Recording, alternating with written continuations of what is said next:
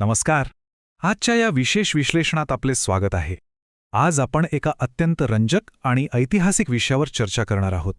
आपण सोव्हिएट युनियनच्या नाट्यमय पतनाबद्दल आणि त्यानंतर लगेचच जागतिक स्तरावर झालेले प्रचंड गुंतागुंतीच्या भूराजकीय बदलांबद्दल जाणून घेणार आहोत. चला तर मग वेळ न दवडता थेट या विषयाच्या खोलात जाऊया. 1989 सालची ती घटना कदाचित आठवत असेल. याच वर्षी प्रसिद्ध बर्लिनची भिंत पाडली गेली. तब्बल 28 वर्ष उभा असलेला हा सिमेंट काँक्रीटचा भौतिक अडथळा शेवटी कोसळला आणि कम्युनिस्ट गटाच्या अंताची खऱ्या अर्थाने ती एक ऐतिहासिक सुरुवात ठरली. आणि इथूनच एक साहजिक पण खूप मोठा प्रश्न निर्माण होतो. जगातील दुसरी सर्वात मोठी महासत्ता अचानक अगदी रातोरात कशी काय कोसळू शकते? हा घटनांचा अद्भुत क्रम एका अत्यंत रहस्यमय ऐतिहासिक कोड्याकडे आपल्याला घेऊन जातो.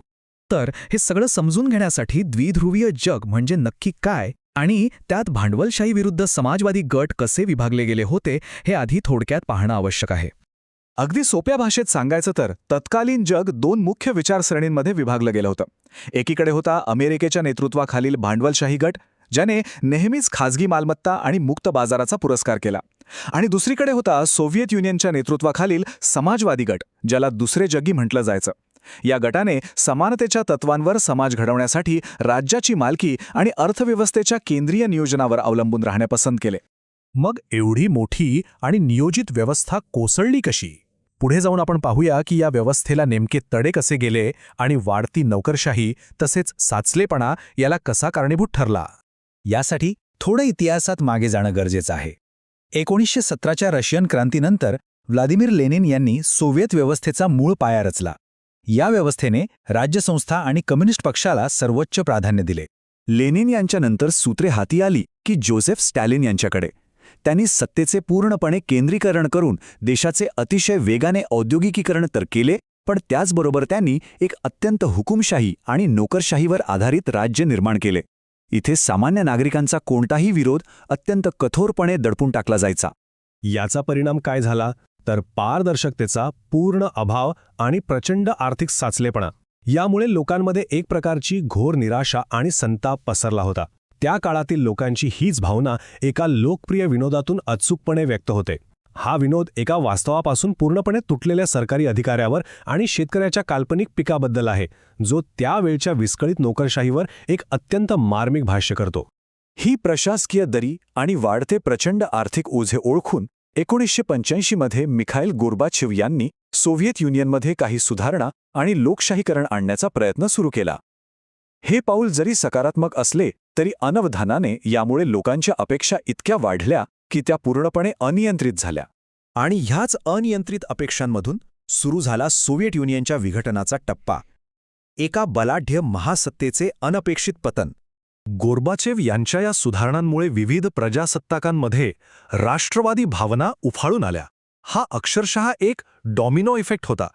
सुधारणांची सुरुवात बाल्टिक देशांच्या स्वातंत्र्य चळवळी आणि शेवटी डिसेंबर 1991 मध्ये सोव्हिएत युनियन पूर्णपणे संपुष्टात येईपर्यंतचा हा वेगवान घटनाक्रम खरोखरच थक्क करणारा आहे. यात सर्व राजकीय गोंधळात ऑगस्ट 1991च्या बंडाला प्रखर विरोध करून बोरिस येल्त्सिन हे एक राष्ट्रीय नायक म्हणून उदयास आले. त्यानंतर त्यांनीच सोव्हिएत युनियन बरखास्त करण्याची आणि स्वतंत्र राज्यांची स्थापना करण्याची अधिकृत मोहीम अतिशय वेगाने आणि यशस्वीपणे राबवली. आता यापुढचा टप्पा होता शॉक थेरपीचा काळ, जो एक अत्यंत वेदनादायी असा आर्थिक संक्रमणाचा काळ ठरला. एका बंदिस्त समाजवादी व्यवस्थेकडून खुल्या लोकशाहीवादी भांडवलशाही व्यवस्थेकडे होणारे हे संक्रमण अजिबात सोपे नव्हते. जागतिक बँक आणि IMFच्या प्रभावाखाली राबवल्या गेलेल्या याच जलद प्रक्रियेला शॉक थेरपी असे म्हटले जाते. यात सरकारने अचानक आपली औद्योगिक धोरणे सोडून दिली आणि सर्व काही बाजाराच्या भरोशावर सोडले. याचा फटका असा बसला की स्थानिक अर्थव्यवस्था अक्षरशः उद्ध्वस्त झाली आणि सामान्य नागरिकांवर अस्मानी संकट कोसळले. आता हा आकडा ऐकून नक्कीच आश्चर्य वाटेल. चक्क 90%. होय, रशियाच्या प्रचंड मोठ्या अशा राज्य नियंत्रित उद्योगांपैकी सुमारे 90% उद्योग अचानक खाजगी व्यक्ती आणि कंपन्यांना विक्रीसाठी उपलब्ध करून देण्यात आले. म्हणूनच या प्रक्रियेला अनेकदा इतिहासातील सर्वात मोठा गॅरेज सेल म्हटले जाते. विचार करा, मोठ्या प्रमाणावरील ह्या खाजगीकरणामुळे अतिशय मौल्यवान उद्योग अगदी कवडीमोल भावाने विकले गेले. सामान्य लोकांची आयुष्यभराची पुंजी नष्ट झाली आणि समाजात एक नवीन अत्यंत तीव्र अशी आर्थिक विषमता निर्माण झाली. आता आपण पाहूया या विघटनाचे जागतिक परिणाम. सोव्हिएत युनियनच्या पतनामुळे खऱ्या अर्थाने एका नवीन जागतिक व्यवस्थेचा उदय झाला. या घटनेने जागतिक राजकारणाची सगळी समीकरणेच मुळापासून बदलून टाकली. वर्षानुवर्षे चाललेला शीतयुद्धाचा संघर्ष आणि जीवघेणी शस्त्रास्त्र स्पर्धा कायमची संपली. अमेरिका ही जगातली एकमेव निर्विवाद महासत्ता म्हणून उरली आणि याच काळात जगाच्या नकाशावर अनेक नवीन स्वतंत्र देशांचा जन्म झाला. या बदलत्या जागतिक समीकरणात आपण आता भारत आणि कम्युनिस्ट उत्तर देश यांच्यातील दृढ सांस्कृतिक आणि राजकीय संबंधांवर एक नजर टाकूया.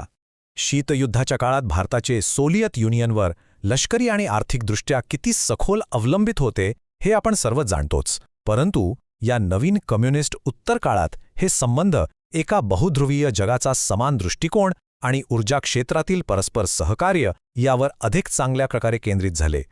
आणि हा राजकीय संबंधांना एक अतिशय सुंदर सांस्कृतिक किनार देखील आहे. बीबीसीच्या एका अहवालातून हे स्पष्ट होते की मध्य आशियामध्ये आपले भारतीय चित्रपट, विशेषतः बॉलिवूड आणि हिंदी गाणी प्रचंड लोकप्रिय आहेत. तिथले स्थानिक लोक हिंदी गाणी अगदी आवडीने गातात आणि ऐकतात. ही सांस्कृतिक जोड आजही या देशांना एकमेकांच्या खूप जवळ आणते. तर हे सर्व समजून घेतल्यानंतर शेवटी एक अतिशय महत्त्वाचा विचार समोर येतो. दुसऱ्या जगाचे हे विघटन आपल्याला जागतिक महासत्तांच्या ठिसूळपणाबद्दल सखोल धडे देते आणि यामुळेच एक प्रश्न नक्की पडतो.